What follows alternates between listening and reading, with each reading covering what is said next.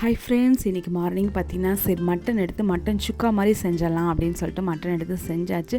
பாயாசம் செய்யலாம். எல்லாம் என்ன நினைப்பீங்க, பாயாசம் எங்கள் தாத்தா பாட்டி காலத்தில் ஆடி ஒன்றுலாம் ஆடே வெட்டுவாங்க, கெடா வெட்டி விருந்தே வைப்பாங்க. நாங்கள் ரெகுலராகவே எங்கே போவோம். ஆனால் இப்போ எங்கேயுமே போகிறதில்ல, ஏன்னா எல்லாம் காலம் மாறிடுச்சு. இப்போ ஆடி அப்படின்னாவே ட்ரெஸ்ஸு, ஷாப்பிங், ஆஃபரில் நிறையா பொருள் இருக்கும். ஆடி மாதம்னா நிறையா நம்மளுக்கு ஆஃபர் கிடைக்கும் அப்படிங்கிற ஒரு ஃபோக்கஸ் மட்டும்தான் இருக்குது.